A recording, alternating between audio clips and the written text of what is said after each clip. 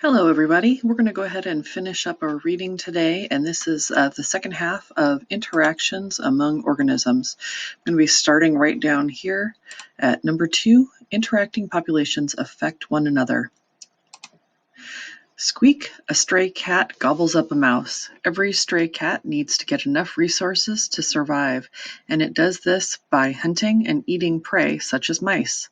If the stray cat population increases, then what happens to the mouse population?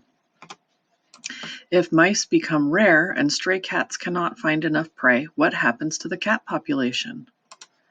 Predators affect prey populations, like stray cats and mice. Predator and prey populations affect one another. Carnivores reduce the size of prey populations because they usually kill their prey.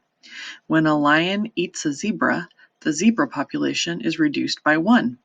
When herbivores and omnivores eat plants, they often do not kill the prey. When the cow nibbles on a grass plant, it is only eating part of the plant. Because of this, it can be difficult to predict the impact of an herbivore or omnivore on their prey populations. However, it is possible to predict patterns of interaction between populations of carnivores and their prey. When scientists look at populations of carnivores and their prey, they often see a pattern that results from the cause and effect relationship. When there are carnivores in an area, prey populations decrease. The cause is that carnivores, like lions, are eating prey. The effect is the decrease in prey, like zebras. Sometimes carnivores can reduce prey populations until they are eliminated entirely. A scarcity of prey reduces carnivore populations. What happens to carnivore and prey populations as they interact? One ecosystem that scientists have studied to understand these interactions is Isle Royale, an island in the middle of Lake Superior. Moose came to the island in the early 1900s by swimming or walking across frozen lake ice. Wolves, which are predators of moose, walked to the island when the lake was frozen in the 1940s. Michigan's Isle Royale is an isolated ecosystem, so scientists can see how moose and wolf populations affect one another without the influence of other factors. Scientists have found that changes in the population of wolves have effects on the population of moose prey on the Isle Royale, but the moose population also affects the wolf population. In the early 2000s, the moose population on the island was shrinking. Many moose weakened and died because they were infected with ticks. When the moose population decreased, there was less food for the wolves. By 2007, the wolf population had also decreased. There were fewer prey to support so many wolves. By observing populations of predators and prey over time, scientists gathered data on population size. The numbers show a pattern observed in many ecosystems. When prey become a limited resource, predator populations decrease.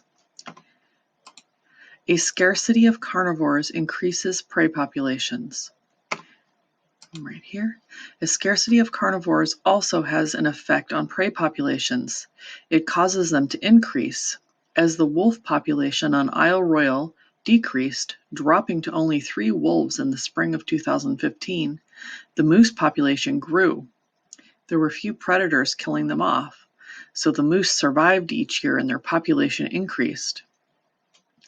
Carnivore and prey populations are closely linked so that their populations grow and decline together.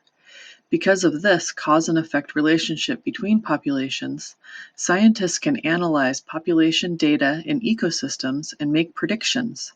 The graph in Figure 2, that's this right here, shows this pattern in wolf and moose populations. In the graph, you see that an increase in the moose population causes the wolf population to increase a little later. With this increase in the wolf population, the moose population will decrease after a period of time. The wolf population then decreases as well, which causes an increase in the moose population. This pattern happens over and over again in a cycle. Each rise in the moose population is followed by a rise in the wolf population. Also, each rise in the wolf population is followed by a fall in the moose population. This is because living things in an ecosystem are affected by each other.